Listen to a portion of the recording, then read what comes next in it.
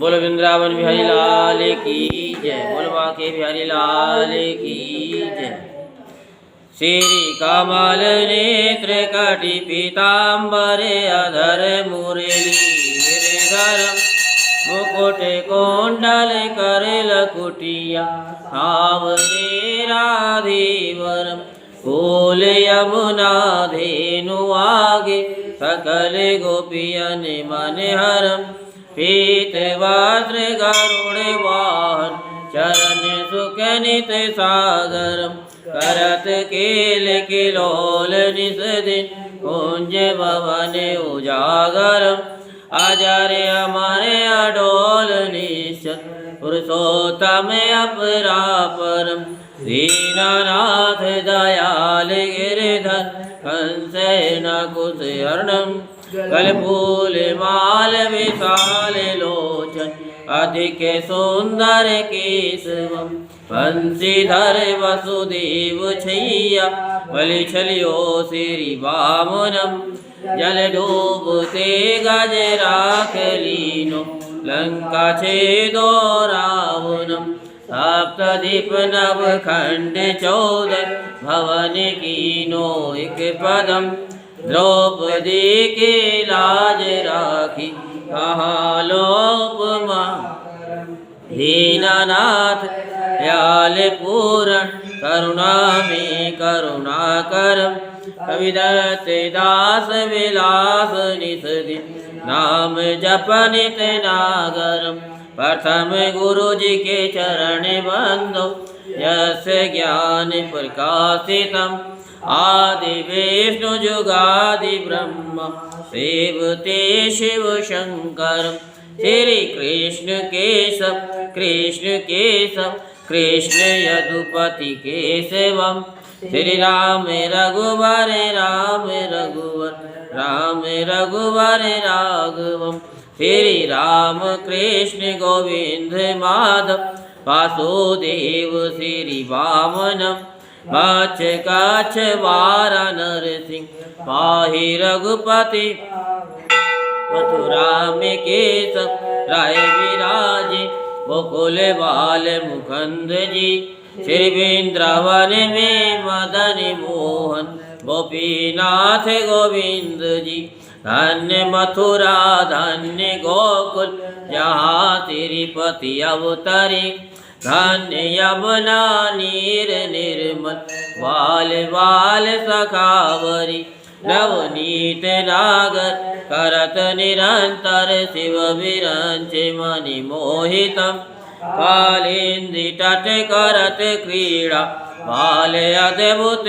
सुंदरम वाल वाल सब सखा विराज अंग राधे भामनी हंसी बाटे तट निकट यमुना मुरली की टेर सुहावनी भज राघवेश रघुवंश उत्तम परम राजकुमार जी सीता के पति भगतन के गत जगत प्राण आधार जी धन के राजा परण राखी धनुष बाण चढ़ावई सती सीता नाम जाके श्री रामचंद्र प्रणाम जन्म मथुरा केल गोकुल नंद के हृदय नंदनम बाल लीला पतित पावन देव के वासुदेव कम श्री कृष्ण काली मल हरण जाके जो भजे हरि चरण को भक्ति अपनी देव माधव भव सागर के तरण को जगन्नाथ जगदीश स्वामी श्री बद्रीनाथ विशंबरम द्वारिका के नाथ श्रीपद केशवम प्रणमामि हम श्री कृष्ण अस्पद पढ़त निषदिन विष्णु लोक से गच्छतम श्री गुरु रामानंद अवतार स्वामी कविदत्त दास समापुतम कविदत्त दास। बोल वृंदावन बिहारी लाल की जय। बोल बांके बिहारी लाल की जय। श्री कोल यमुना धेनु आगे श्री कूल यमुना धेनु आगे, जल में बैठे प्रभु जी आने के, नागे नागिनी दोनों बैठे, श्री कृष्ण जी पहुँचे आने के। नागनी कहती सुनो रे बाल, तेरी सूरत देख मन दया उपजी, नाग मारेगा जाग के। इसका बालक पुत्र कहिए, कौन तुम्हारो ग्राम है, किसके घर तो जन्मिया रे बाल, क्या तुम्हारा नाम है। श्री वासुदेव जी का पुत्र कहिए, गोकुल हमारा ग्राम है। श्री माता देव के जन्मिया मैनू, श्री कृष्ण हमारा ले रे बालक अत्यधिक अंग, खनादि कुंडल सवा लखा दिया बोरिया, इतना द्रव ले जा रे बाल, दिया नागा कुल चोरिया। क्या करा तेरे अतो के कंग, खनादि कुंडल सवा लखा दिया बोरिया। श्री माता यशोदा धई बिलोवे, पावा तेरे नाग काले दी डोरिया। क्या रे बालक वेद ब्राह्मण, क्या मर्या तू चाहू ना, नाग दल में आने पहुँचा, अब कैसे घर नारे पद्मनि वेद ब्राह्मण, नंद जी का में बालिका। श्री माता यशोदा धई बिलोवे, नेत्रा मांगी काले नाग का, घर में जो में भुजा मरोड़ी, नागनी नाग जगाइया। उठो रे उठो वाले बंद योधा, बालक नथन को आइया। उठो रे उठो मंडली के राजा, इंद्र बागु घर जया। श्री मुकुट पर झपटकी, मुकुट बचाइया। भुजा का बल स्वामी खेच लीनो, जीव का बल प्रभु हरण किया। हाथ जोड़ नगनिया कहती, उन वाले पिया जी कहाँ गया, अंसारी से काली नाग नथिया, बन बन नृत्य कराइया। फूल फूल मथुरा की नगरी, देव की मंगल गाइया। भगत प्रभु जन्म ले, लंका में रावण मारिया। काली प्रहलाद नाग नथिया, मथुरा में कंस सप्तदीप नव खंड 14, सभी तेरा है पसारिया। सूर्यदास तेरे चरणों तो बलिहारियाँ, तेरे चरणों तो बलिहारियाँ। बोल वृंदावन बिहारी लाल की जय, बोलो कार्तिक महात्म की जय। वृंदावन शोभन नहीं, नंदगाम सो गाम, बंसी वट सो वट नहीं, कृष्ण नाम से नाम। वृंदावन के वृक्ष को मरम न जाने कोई, डाल डाल और पात पात पे श्री राधे राधे होय। जय जय श्री राधे श्याम, जय जय श्री राधे श्याम, जय जय श्री राधे श्याम। पंडित जी राधे राधे राधे राधे राधे। तो आज आपको कार्तिक महात्म की कथा विस्तार पूर्वक सुनाएंगे। बोलो वृंदावन लाल की। कथा प्रारंभ होते हैं वेदन के अनुसार, आसन लीजो हृदय में बैठो पवन कुमार। बोलो पवन पुत्र हनुमान की जय, बोलो बालाजी महाराज की जय। नारद जी कहने लगे कि हे राजन, भगवान के मंदिर में दीपदान और झाड़ू लगाने का महात्म सुनाता हूँ। जो किसी समय मुझे ब्रह्मा जी ने बताया था। पहले चंद्रवंश में जयध्वज नाम का एक अत्यंत प्रतापी तथा प्रभु भक्त राजा राज्य करता था। वह नित्य प्रति भगवान के मंदिर में जाकर स्वयं झाड़ू लगाता था। कब लगाता था? कार्तिक के महीने में, वो भी प्रातःकाल या फिर दोपहर के समय या फिर शाम को 4 बजे, क्योंकि झाड़ू लगाने का भी एक समय होता है, पोछा लगाने का भी समय होता है। और लोग क्या करते हैं, जब भगवान के मंदिर में मुंह उठा करके जाएंगे और पोछा लगाना शुरू कर देंगे, तो वो तरीका गलत है। सुबह जैसे ही मंदिर के पट खुलते हैं तो झाड़ू मार्जन पोछा ये सेवा होती है। भाई आप भी सुबह उठते हो सब, तो सुबह झाड़ू पोछा ही तो करते हो। अब ये तो है नहीं कि आप 9 बजे करोगे, पहले अपना खाना बना लिया, नाश्ता बना लिया, सबको भेज दिया और उसके बाद में आप फिर नहाएंगे, ऐसा तो नहीं है ना। तो ऐसे ही हमारी कार्तिक की कथा कहती है कि प्रातःकाल ये जो है झाड़ू और पोछे का सेवा होती है। बाकी जितने समय आप कर रहे हैं ना, कर लो कि हम ये झाड़ू कर रहे हैं, पोछा कर रहे हैं, उसका कोई भी फायदा नहीं है, उसका कोई फल भी नहीं है, क्योंकि जो सिस्टम में आकर के कार्य को करते हैं ना, उसी का फल मिलता है। तो वह नित्य प्रति भगवान के मंदिर में जाकर के झाड़ू पोछा करके दीप जलाता था। एक दिन बीतिहोत्र नामक राजपुरोहित स्वयं राजा को ये क्रिया करते देखकर विस्मित यानी विस्मय से पूछने लगा कि हे राजन, भगवान को प्रसन्न करने के लिए और भी अनेक भक्ति युक्त कार्य हैं, फिर मंदिर में मार्जन यानी झाड़ू लगाते हो, दीप जलाते हो, इसमें आपकी इतनी श्रद्धा कैसे है? इसका कारण क्या है?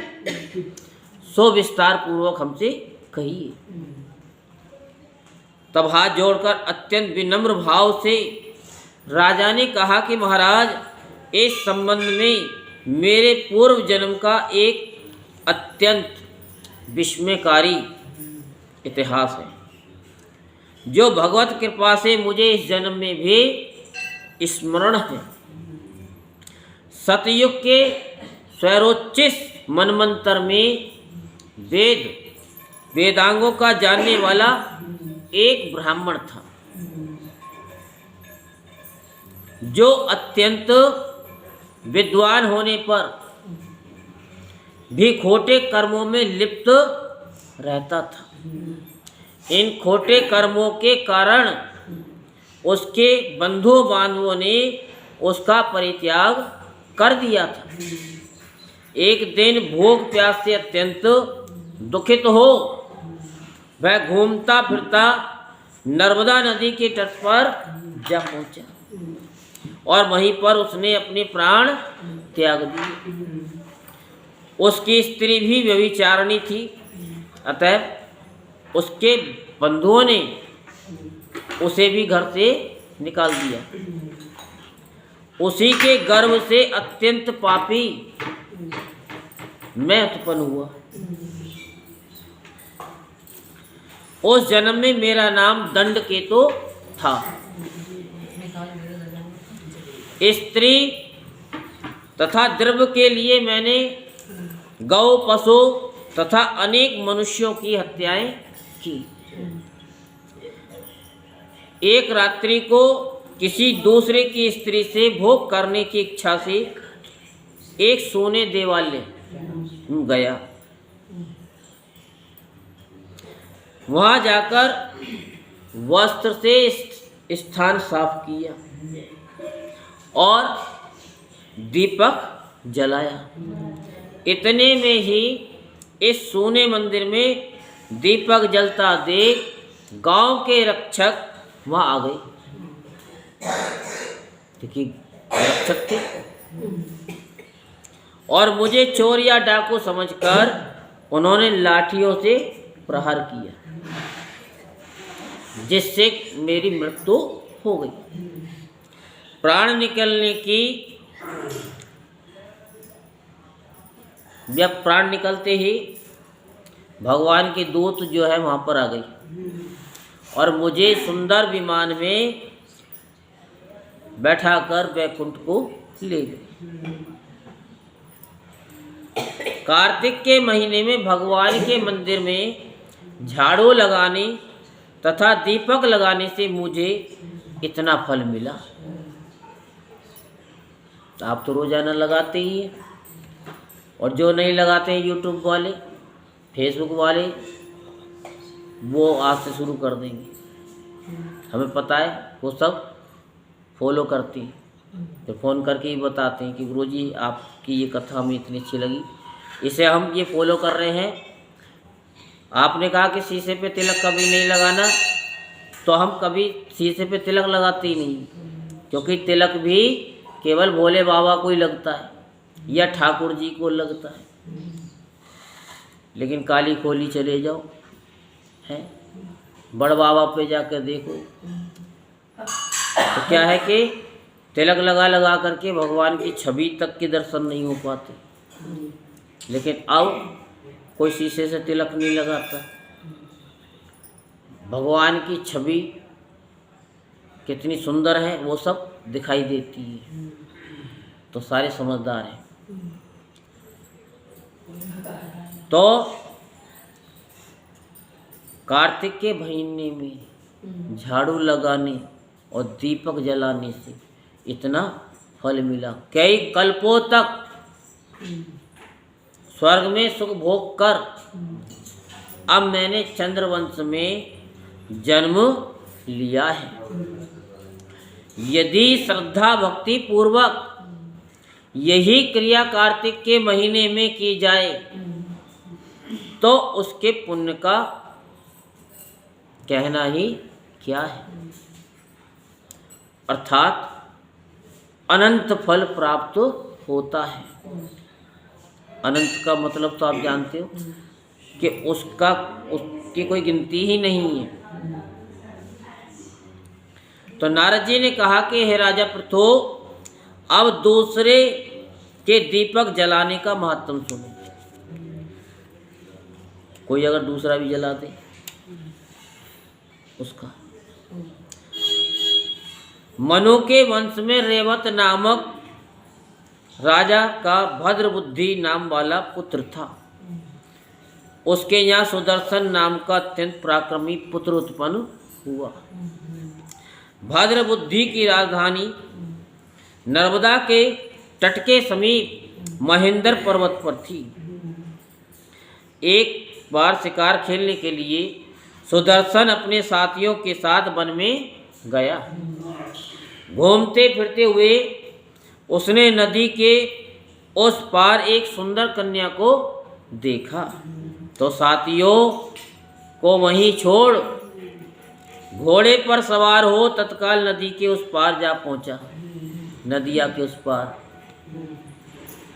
वहां उस रूपवती कन्या को देखकर सुदर्शन उस पर मोहित हो गया। कन्या भी शोभा से युक्त उस बलशाली वीर पुरुष को देखकर लज्जा को प्राप्त हो गई। तत्पश्चात सुदर्शन के पूछने पर उस कन्या ने बतलाया कि वह गौड़ राजा की पुत्री है और उसका नाम मदन लासा है।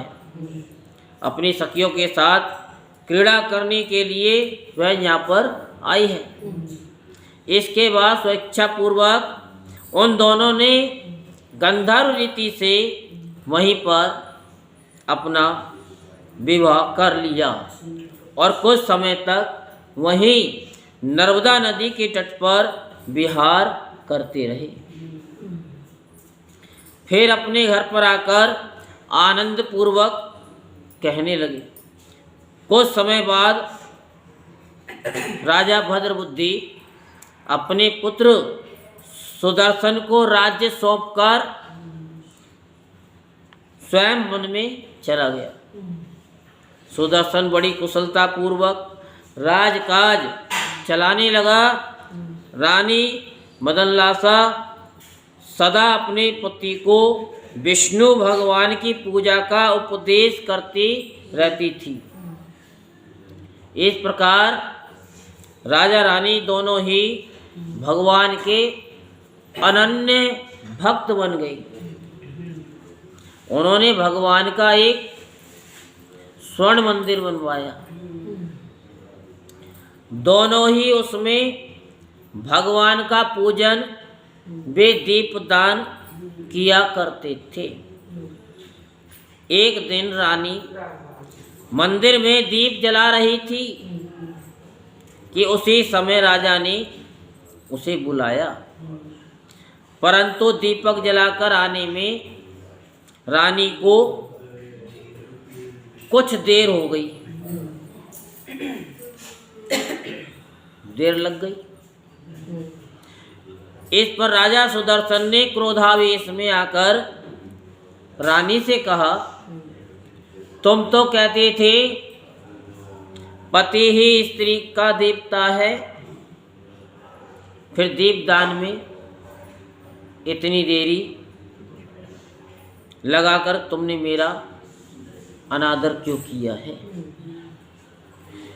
यदि देरी का कोई अन्य रीजन हो तो बताओ।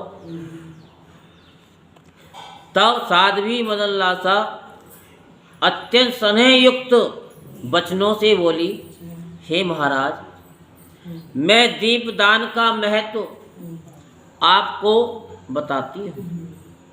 अब आप केयरफुली ध्यानपूर्वक मेरा चरित्र सुनो।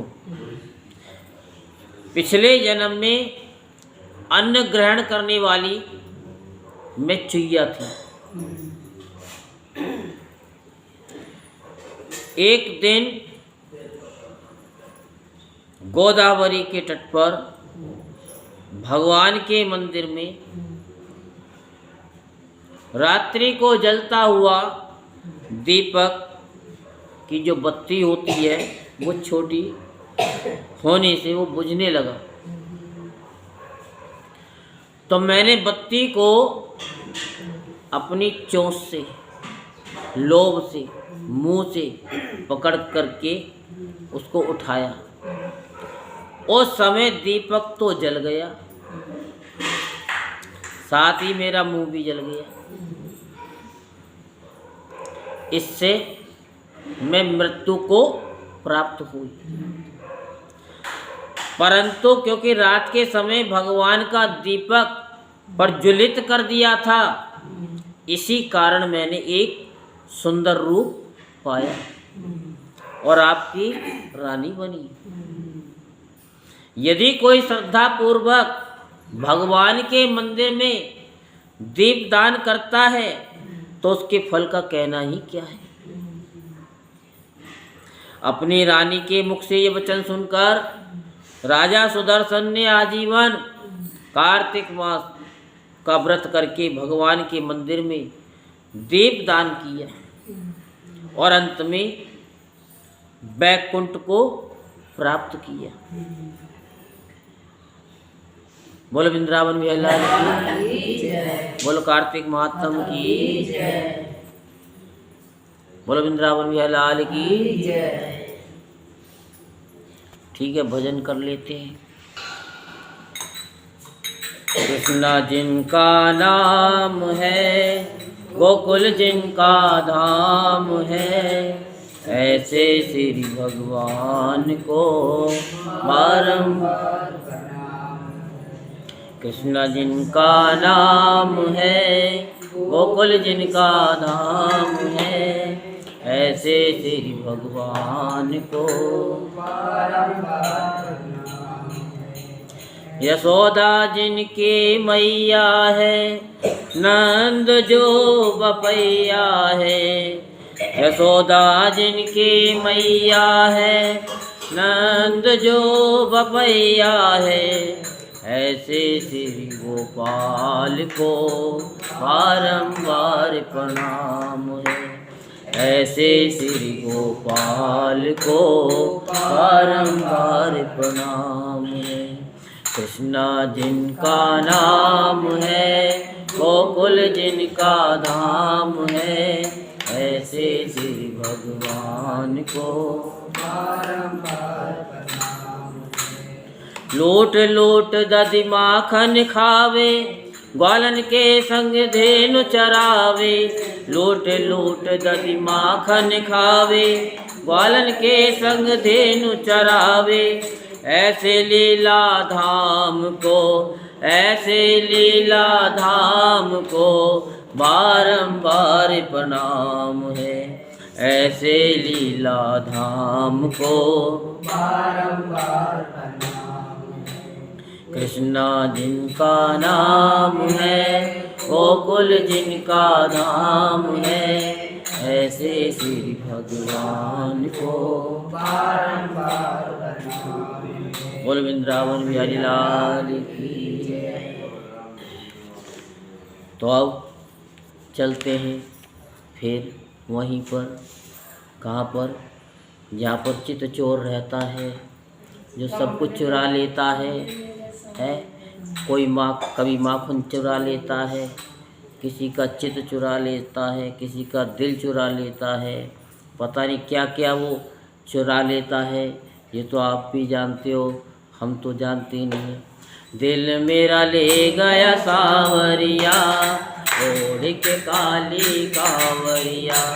दिल मेरा ले गया सावरिया,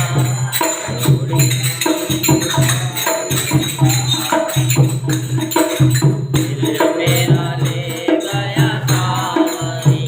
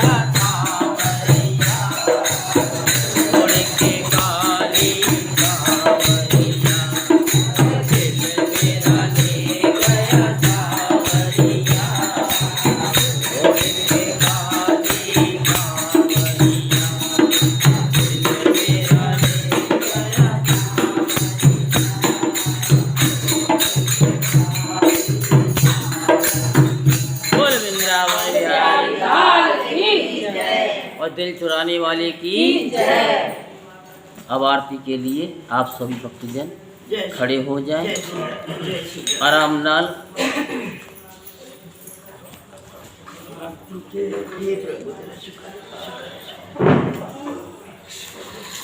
ओम जय जगदीश हरे, स्वामी जय जय दीनानाथ हरे। भक्त जनों के संकट, दास जनों के संकट क्षण में दूर करे।